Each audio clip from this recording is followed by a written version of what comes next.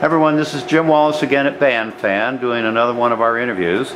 I'm in here in the ops office, which is an interesting place, with Andrew Doyle. Andrew's held a couple of offices in the past I'd like you to learn more about. And before we do that, though, Andrew, tell us a little bit about yourself or your background and anything about yourself that you'd like to add. Okay. Yeah. So my name's Andrew Doyle, like Jim said. Most people around here just call me Doyle. I'm originally from Davie, Florida. I am a trombone player. I'm in the marching band, box band, was in Gabs, still in Boiler Brass, and then I'm in one of the concert bands in the spring. What year are you now? I'm a junior okay. now. Now, when did you pick up the trombone? How old were you?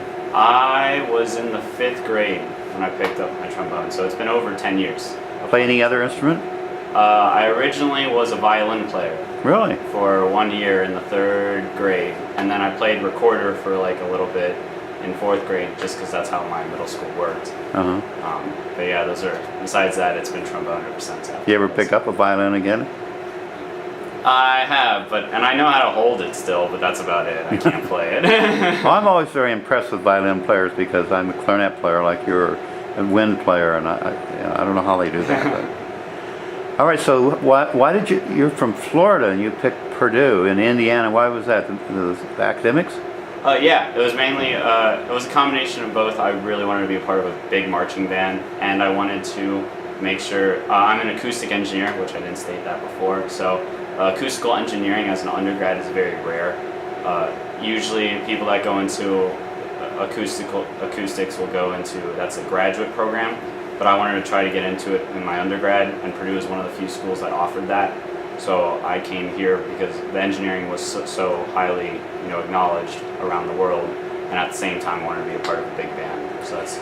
So did you do any research about the Purdue All-American Marching Band? No, not really. No, yeah. I just knew they had a big band. Right. And that's all I cared about. Yeah. I didn't really care about how good they were. I just ended up coming to a really good one. Were you worried you'd make it? Yes, I was worried. During band camp, I was worried at the end that if I was going to make it or not. Did you march in high school? I did. I marched, actually since 7th grade, I marched. In my high school, it was a little middle school and high school combined. So I've marched for, I guess now it would be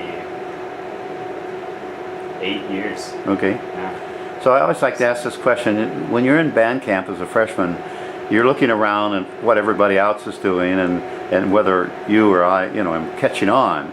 Did you have any sense that I think I'm doing okay? I thought I was doing okay, but there's still that little bit since my high school was only slide, that when it came to low chair and high chair here, that I was so lost by it that I was like, oh, I can't chair at all, so I'm not going to make the band, but it still worked out. So. One other interesting point I think about band camp is that nowhere in band camp do you learn the choreography during marching down 3rd Street. No. So the first time you're a freshman and you're finally made the band and you're in marching down 3rd Street, everybody's doing all this stuff, you don't know what to do. And they don't teach you. It's learn as you do type of thing. So it's kind of like everyone's doing all the moves and you're just like, okay, I'm just going to look around and pretend like I know what I'm doing. So. Yeah. It's amazing how well students pick that up without any instruction. Yeah. So last year you were in the development office, or was it 2 years? Yeah. Advancement, I'm sorry. Mm-hmm. Tell me what the advancement office does. Yeah, so the advancement office here in Purdue Bands and Orchestras, we help with dealing with alumni relations with students. So that comes to students being able to contact alumni through either a phone call was a new thing of last year. We always do letters to all alumni and friends. And it's mainly a way for students to. My best experiences from advancement was I was able to contact alumni that actually do what I want to do when I grow up.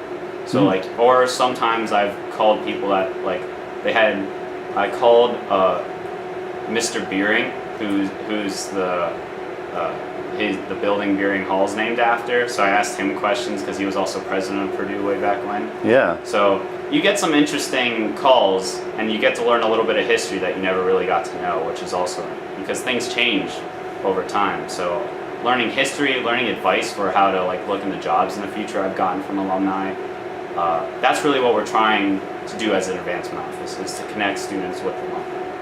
And now this year, you're the office head of a brand new office. Correct. And that office is? The technology office. Okay, talk to me about that. What are they going to do? Or what do they do? So, well, it's actually starting to become a full-fledged, like it's a running office now. We have 4 different departments. We have what's called the website, the lighting, audio, and video. So kind of as their names are, that's really what they focus on. So I'm also the project leader for the audio office, and we work on recordings.